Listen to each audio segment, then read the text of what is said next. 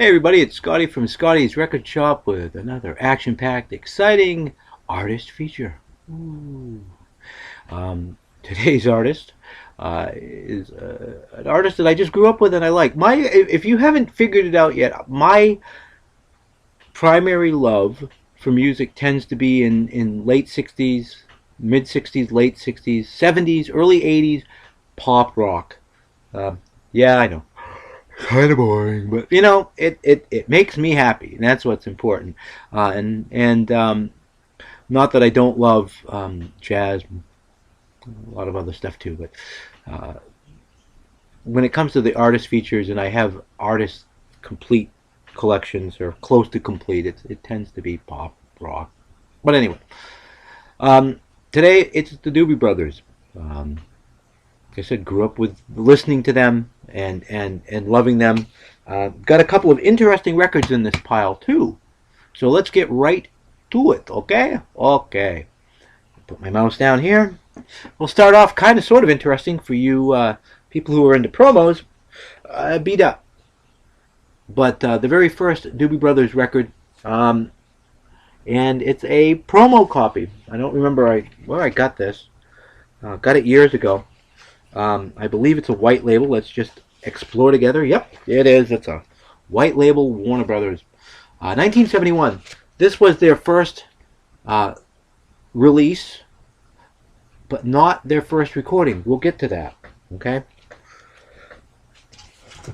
The record that kind of broke, it didn't kind of break them. It made them really popular. Toulouse Street. My copy is, the cover is really trashed.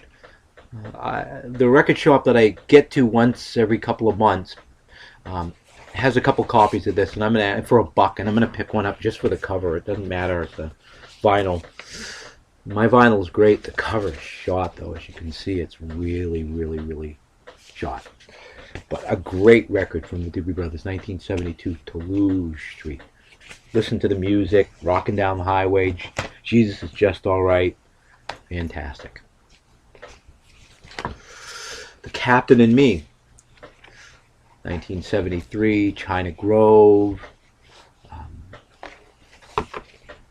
Just a fantastic record as well. On Warner Brothers as well. Most of these are on Warner Brothers. Okay. What were once vices are now habits. I always get the name of that wrong if I don't look at it. I tend to mix up the vices and the habits. Don't we all, huh? But anyway, not a live record, even though it may look that way from the cover. Okay. Great record.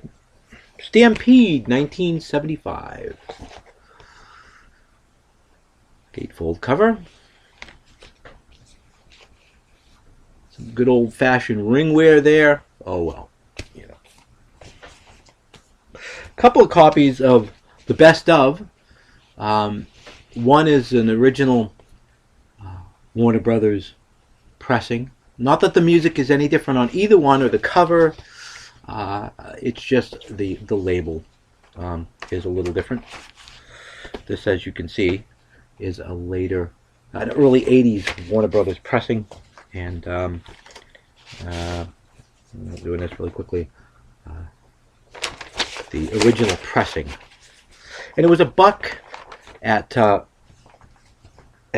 my local record stomp place. So I figured, get the original too. All right, taking it to the streets.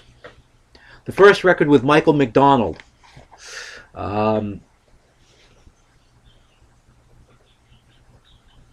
Say what you want. Michael McDonald is kind of weird. I love his voice and respect his playing, but at the same time, I'm not overly happy about his effect on the Doobie Brothers.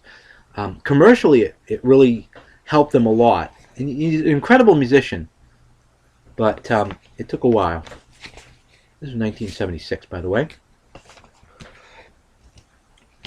Living on the Fault Line. What's this? Yep. 1977. Not their highest rated album, but you know.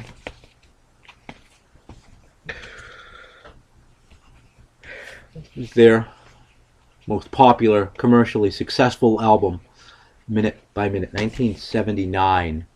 From my understanding, the band recorded this and hated it, and the record label put it out. I don't know how true that is, but you know, they didn't like the record supposedly, and I don't know. I'd heard even that they had broken up, and all of a sudden this record started selling millions of copies, and it's like, oh, I guess we're getting the band back together. How true that is, I really don't know. But anyway, 1980. At this point in time, anybody who had money or had something connected with the Doobie Brothers was going to try to make some money off these guys. Being Pickwick. Is it Pickwick? I believe that's... yeah, Pickwick. The Doobie Brothers' very first recordings from 1970. I'm really glad that they issued this, you know. It's really interesting. It sounds like the Doobie Brothers, but... you know, it's one of those deals where it's not quite the same Ted Templeton production, but it's really, really interesting. It's a little harder to find this. You can find it on CD, or you can, you know, download it illegally. I don't recommend it, but if you really want to hear it, an interesting find. The next one, 1980 as well. This is goofy, but this is me. In Harmony. It's a Sesame Street record. Yeah, the Doobie Brothers did a song on here, along with Carly Simon, James Taylor, a lot of other people too. They did a song on this, and it was actually issued as a single. Somewhere upstairs I have the single. Of course it didn't, you know, it wasn't a huge hit, but this is on Sesame Street Records. Yay. A really cool record. I love Sesame Street stuff. Got a bunch of Sesame Street albums, Muppet albums and stuff. Okay. Now we're getting into their kind of making records to try to just make hits, kind of.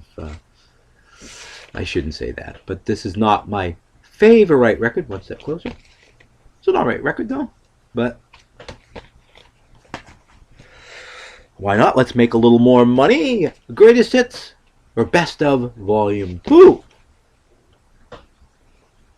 So if you're going to get only 2 records by the Doobie Brothers on vinyl, Best of Volume 1 and Best of Volume 2, if you're only looking for the most popular stuff. And finally, even though this is not the last thing, when they got back together in the late 80s, a couple of those records, Brotherhood, were issued on vinyl too. I don't have those on vinyl, I have them on CD, but this is the Farewell Concert, 1983. This really isn't a bad record. It's the first live Doobie Brothers album. The only one on vinyl. So, alrighty. That be my Doobie Brothers collection. I thank you all for watching. And like I always say, until next time, everybody, peace and love.